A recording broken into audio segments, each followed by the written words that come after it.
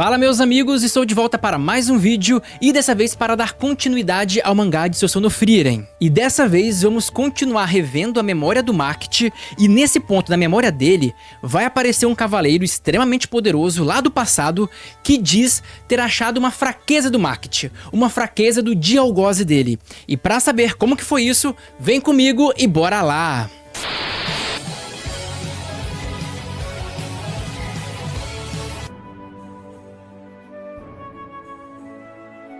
E meu amigo, se você é novo aqui no canal, apenas saiba que eu acompanho o mangá de Sousou no Frieren praticamente toda semana. Então quando acabou a primeira temporada, eu continuei a obra, só que pelo mangá. E se você quiser saber o primeiro capítulo que eu acompanhei, vai ter um link aqui na descrição e também um card no final do vídeo. Aí você pode clicar lá, que você vai pro primeiro vídeo e você pode acompanhar toda a saga até chegar na saga atual, que é Eldorado. Mas dito isso, bora pro vídeo! E esse capítulo começa mostrando o Macht destruindo mais um vilarejo e ainda se questionando sobre aqueles sentimentos que ele não consegue sentir. O porquê que ele não consegue sentir culpa, remorso e malícia. Então ele continuava com toda a angústia dele, só que de repente nesse vilarejo ele percebe uma presença diferente, o que parece uma presença mais poderosa. E ele logo fala: pode sair de onde você está, se você está buscando uma brecha para me atacar, já saiba que não vai rolar. E aí sai um cara com uma armadura assim claramente diferenciada e ele fala que ele é um dos 3 grandes cavaleiros do norte. E ele se identifica como Veiheit. E o Macht, nesse momento, sendo um pacifista, olha para aquele cara todo armadurado, claramente pronto para o combate e já fala assim: olha só, não precisa se preocupar comigo não. Eu sei que eu fiquei aqui muito tempo, mas eu já tô indo embora. Tá? Não precisa, não vamos precisar lutar, pode ficar de boa, que eu já tô indo embora, porque realmente o Macht não é muito chegado a combate. Só que a única resposta do cavaleiro foi uma flechada. E assim, aquele cavaleiro mostrou ser realmente diferenciado e poderoso. Não à toa que ele era um dos 3 mais poderosos lá do norte nessa época. E ele tem um poder bem interessante, que é a flechada dele é cheia de magia. Então, não tem como você ver os magos de Sousou no Frieren lançando uma rajada mágica? Tipo o Zoltrek, coisa assim. Então, a flechada dele é exatamente isso. Quando ele bota a flecha no arco e dispara, ela vira uma rajada de energia, tipo, parece muito poderosa.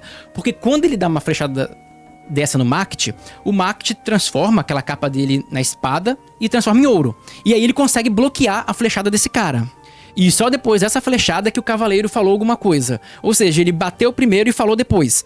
E ele falou o seguinte: sinto muito, mas eu não posso deixar você embora. A minha ordem é matar qualquer servo do Rei Demônio aqui e agora. Ou seja, você vê que o cara estava relativamente confiante para alguém que ia enfrentar um dos 7 sábios da destruição. E nesse momento o cavaleiro também dá um pulo, ele pula até bem alto e começa a disparar várias flechas contra o Macht. E cada flecha dele era como se fosse uma magia individual. Só que o Macht, rápido pra caramba também, começa a se desviar das flechadas dele. E o cara não consegue acertar. Mas o cavaleiro, ele traz um ponto extremamente interessante aqui.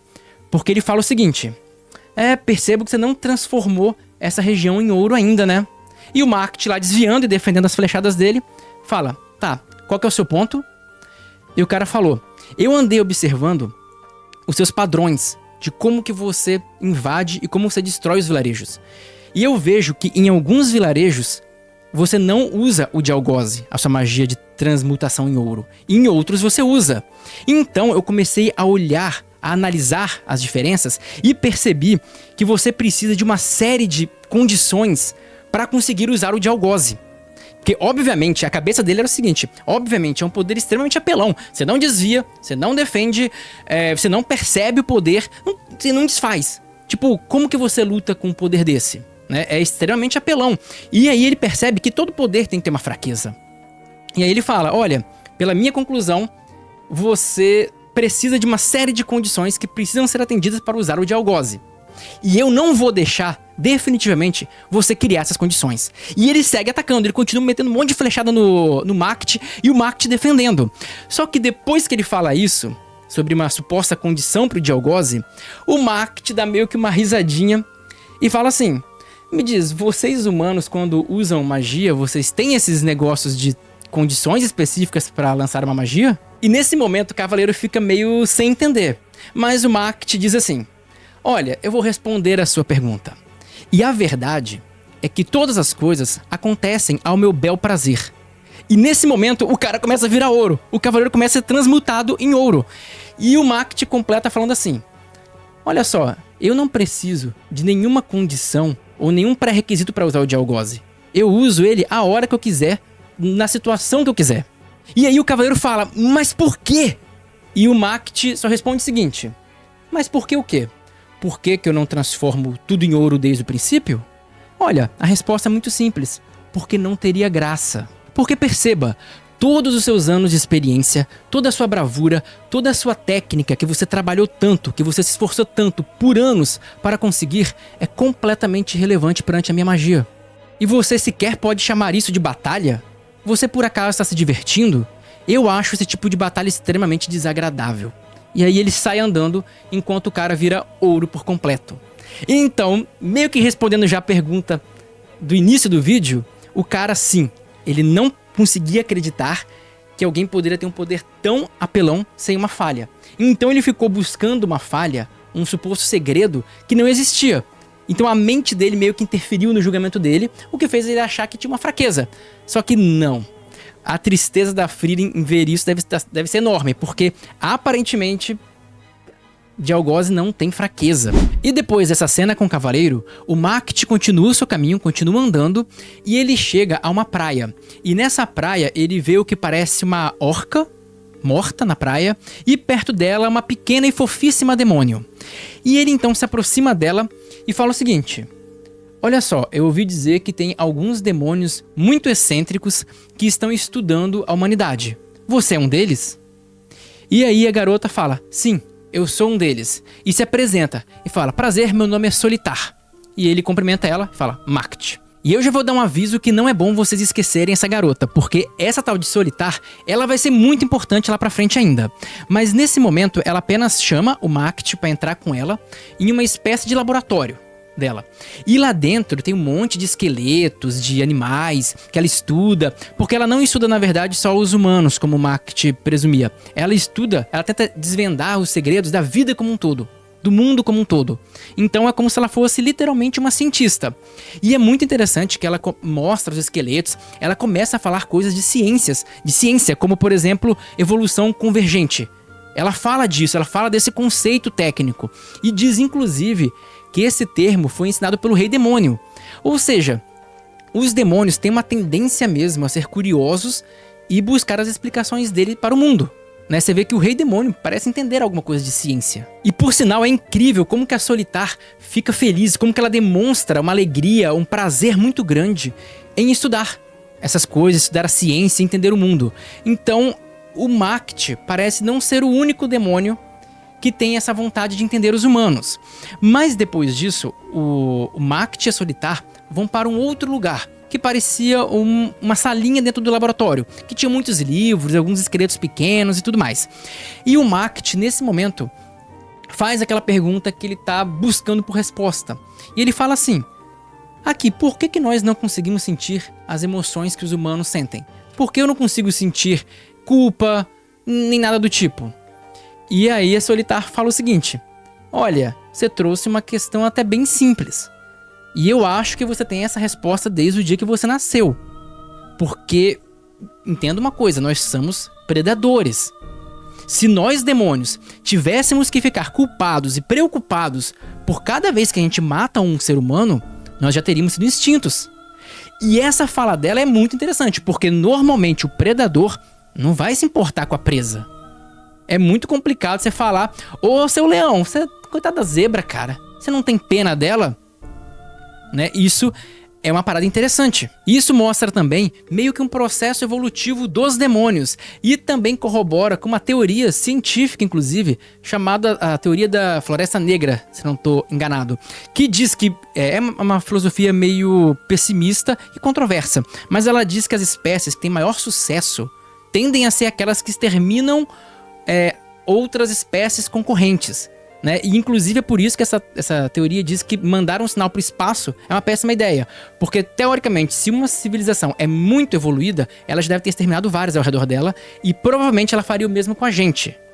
É uma questão de probabilidade. Mas é interessante você pensar nisso. Então a cabeça dela funciona mais ou menos desse jeito, o que é muito legal. E a Solitar agora, inclusive, fala o seguinte: Olha só, Macht, por que você acha que você tem essa aparência tão próxima da dos humanos? Por que você acha que você fala a língua deles? Por que você acha que o nosso comportamento aqui bebendo chá é muito parecido com o deles? E isso tudo é para caçá-los. Nós somos predadores. E essas mudanças nossas são a prova da nossa evolução. Quer dizer que nós evoluímos a ponto de conseguirmos enganar as nossas presas. É isso que um caçador faz. E embora nós tenhamos comportamentos parecidos e até tenhamos uma aparência parecida, nós somos completamente diferentes dos seres humanos. Então haverão emoções, vão ter emoções que nós não vamos sentir. Você certamente não consegue sentir a mesma emoção que uma mosca sente. Uma pequena mosca sente, não dá. São seres completamente distintos e em épocas evolutivas completamente distintas. Mas o Macht, ainda bem conformado, fala o seguinte: é verdade, mas se nós conseguíssemos sentir as mesmas emoções que eles, nós poderíamos coexistir com eles. O que mostra que o Macht, sinceramente, queria coexistir com seres humanos. Então, literalmente, definitivamente, não é blefe dele. E ele completa e fala o seguinte: olha, nós temos todo o tempo do mundo para entender melhor os humanos e talvez sentir alguma coisa. E aí a Solitar olha para ele quando ele falou sobre coexistir com seres humanos e fala assim: coexistir com seres humanos? Olha, eu tô achando você a coisa mais fantástica. Porque ela mesma, que tem muita curiosidade com seres humanos, com a vida, ela não tem essa ideia de coexistir, pelo menos não até agora. E o Macht tem. Ela achou isso também fascinante da parte dele. Só que o Macht, sabendo que não vai encontrar a resposta que ele quer, porque ele encontrou uma resposta, e a resposta Solitar é bem certa, né? São seres que cada um seguiu a sua evolução. Os demônios não necessariamente são maus, eles têm uma evolução deles, que pra gente, pra nossa moralidade é má, mas de forma geral é só a sobrevivência deles. Uma espécie, ela tem como único e maior objetivo a manutenção da própria espécie, né? Esse é o principal objetivo de qualquer ser. E eles seguem isso. Então, eles são maus ao nosso prisma e à nossa moralidade. Mas aí o Macht não tem aquela resposta de como sentir como os humanos e sai do lugar. E aí depois mostra ele em outro vilarejo destruído e aparece uma figura muito estranha atrás dele. Um cara com umas roupas bizarras, com um olho de cada cor, muito estranho. E quando o Macht percebe a presença desse cara, ele chama ele pelo nome. E chama ele de Slacht, que é o omnisciente Slacht. Aquele cara que foi narrado pela primeira vez quando o Herói do Sul apareceu. Que teoricamente os dois lutaram e os dois morreram. Pois bem, esse cara que era o braço direito do Rei Demônio e que também podia ver o futuro, apareceu nesse momento para convocar o Macht para lutar contra o Herói do Sul, né? Aquela história que vocês já conhecem, pelo menos quem acompanha aqui o canal já conhece. E aí, o capítulo acaba nesse momento. Eu até pensei em continuar agora esse capítulo, só que a conversa do Macht com o omnisciente Slacht vai ser tão reveladora e vai trazer tantas dúvidas que eu considero talvez o trecho mais enigmático de toda a obra de Seu Sono Frieren. Porque o Slacht, ele vai tomar muito cuidado para Frieren não descobrir certas coisas. Ele já sabe o que está acontecendo e as coisas que ele vai falar podem ter tantas interpretações diferentes que eu acho fascinante. E já que eu quero explorar aquilo com calma, eu vou deixar pro próximo vídeo que vai vir semana que vem. E como eu tô gravando um vídeo só por semana, sobre Seu Sono Frieren em um capítulo só, eu vou tentar resolver algumas questões aqui e se eu conseguir eu mando 2 vídeos de Seu Sono Frieren numa mesma semana. Se vocês quiserem, deixa aqui nos comentários que ajuda demais, beleza? Mas então, eu acho que era isso que eu queria falar com vocês. Espero de coração que vocês tenham gostado. Se gostaram, deixa um like porque ajuda muito. Se inscreva no canal se você é novo aqui, é o primeiro vídeo que você viu. E se você não se inscrever, você vai perder todos os vídeos. E eu imagino que você quer ver a continuação do Seu Sono Frieren. Então se inscreve aqui, deixa seu comentário e se aparecer aí um hypar, dá uma hypada aí pra gente porque ajuda muito. Então é isso, eu vejo vocês no próximo vídeo.